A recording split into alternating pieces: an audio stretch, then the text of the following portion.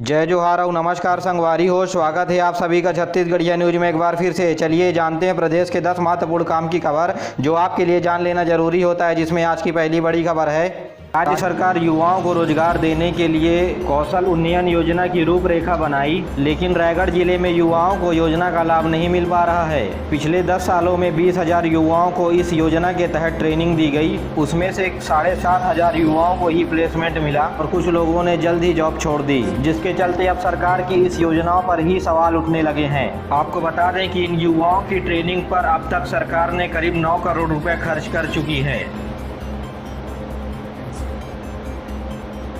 वर्तमान परिस्थिति के अनुसार ट्रेनर बुलाकर ट्रेनिंग दी जाए, तो वहीं दूसरी तरफ अधिकारियों का कहना है कि कोविड के चलते प्लेसमेंट में देरी हुई है।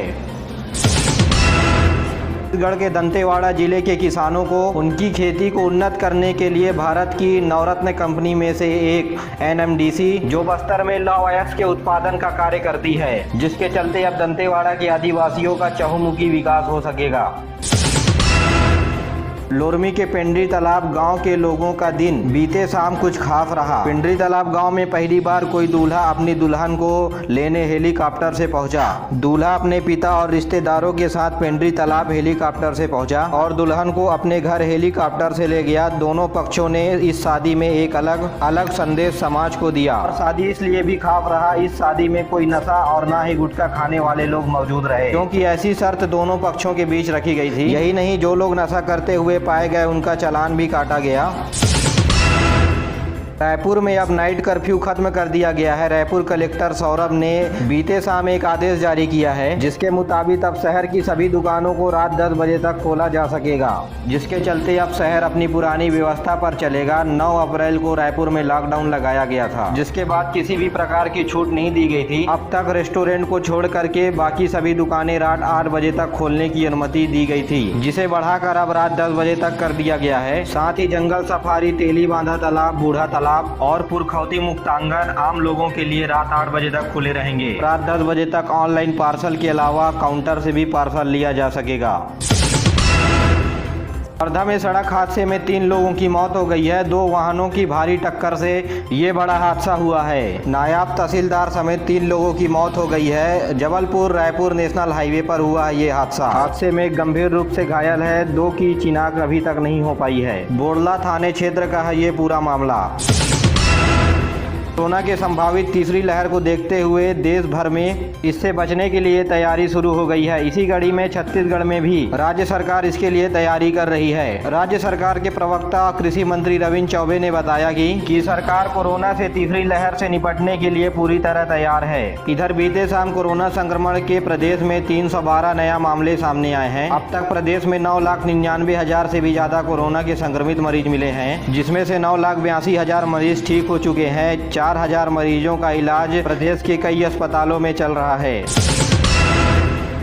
UGC यानी विश्वविद्यालय अनुदान आयोग ने 2020-21 परीक्षा संबंधी कैलेंडर और दिशा निर्देश जारी किए हैं। गाइडलाइन के अनुसार सेमेस्टर परीक्षा ऑनलाइन या ऑफलाइन या किसी भी दोनों माध्यम में से एक माध्यम में परीक्षा को 31 अगस्त तक खत्म करने के लिए आदेश जारी किया गया है। कोविड के गाइडलाइन का पालन करना होगा और सितंबर के महीने में जारी की गई UGC के द्वारा गाइडलाइन वो भी लागू होगी, जिसके अनुसार शिक्षा सत्र 2021-22 के लिए नया नामांकन सभी UG PG के स्टूडेंट का रिजल्ट घोषित होने के बाद ही नई नामांकन की प्रक्रिया यूनिवर्सिटी शुरू कर सकेगी और प्रदेश के सभी स्कूल बोर्ड के परीक्षा परिणाम इस महीने की 31 तारीख तक मिलने की संभावना है।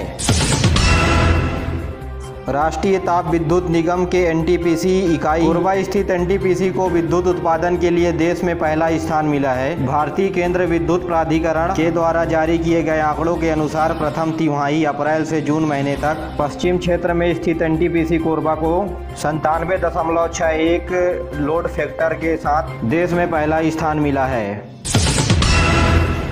छत्तीसगढ़ सरकार की सुराजी गांव योजना की चर्चा प्रदेश में ही नहीं बल्कि पूरे देश में हो रही है। सरकार के गोधन न्याय योजना और गोठान बनाने की योजना के चलते प्रदेश के लोगों की आर्थिक स्थिति को सुधारने में मदद मिली है। यहाँ तक कि दूसरे राज्य के अधिकारी भी इस योजना को समझने के लिए छत्तीसगढ़ आ रहे हैं। अभी राजस्थान से छत्तीसगढ़ में 12 IAS टीम इस योजना को समझने के लिए छत्तीसगढ़ 3 दिवसीय दौरे पर है। इसके बाद ग्राम सुराजी अभियान के योजना के संचालक ने इस योजना के बारे में 12 IAS अधिकारियों को ट्रेनिंग दी। इसके बाद राजस्थान के 12 IAS अधिकारी धमतरी के भटगांव के गोठान में गए। वहां गोबर से वर्मी कंपोस्ट और सुपर वर्मी कंपोस्ट बनाने के तरीके को देखे। इसके अलावा वे दुर्ग जिला के सिकोला और केफरा गांव भी पहुंचे, जहां पशु के चारा, पानी और उनके इलाज की व्यवस्था को भी समझे। छत्तीसगढ़ माध्यमिक शिक्षा मंडल ने प्रदेश की स्कूलों में चल रहे पाठ्यक्रम को लेकर के नया दिशा निर्देश जारी किया है, जिसके मुताबिक इस साल भी 30 से 40% 10वीं और 12वीं के सिलेबस में कटौती किया जाएगा। माध्यमिक शिक्षा मंडल के अध्यक्ष VK गोयल के अनुसार इस साल भी असाइनमेंट के आधार पर शिक्षा के स्तर का मूल्यांकन किया जाएगा। श्री गोयल ने हमें बताया कि असाइनमेंट अगस्त महीने के आखिरी सप्ताह में पहला असाइनमेंट जारी किया जाएगा। छत्तीसगढ़ सरकार निगम, मंडल और बोर्ड की नियुक्ति के लिए तीसरा सूची जारी किया है। इस राज्य शाकंभरी बोर्ड में जांजगीर चांपा के राजकुमार पटेल को अध्यक्ष नियुक्त किया गया है। दुर्ग के पवन पटेल, हरि पटेल और कोंडागांव के अनुराग पटेल को सदस्य बनाया गया है। राज्य के आम नागरिक समेत शासकीय, अशासकीय और अर्धशासकीय संस्थाएं नए भवन या घर के कंक्रीट की गुणवत्ता की जांच करा सकेंगे। जांच कराने के लिए इच्छुक लोग मुख्य तकनीकी परीक्षक सतत कार्यालय के तहत आवेदन किए जा सकेंगे। निर्धारित शुल्क देकर के जांच करा सकते हैं और शुल्क का वितरण ऑनलाइन या ऑफलाइन माध्यम से कर सकेंगे। और भुगतान होते ही परीक्षण टीम आपके घर जाकर के नए भवन या बिल्डिंग की गुणवत्ता की जांच कर सकेंगे और यह जांच तकनीकी उपकरण के द्वारा किया जाएगा। आपको बता दें कि ऐसा सीधा छत्तीसगढ़ में पहली बार लागू हो रहा है।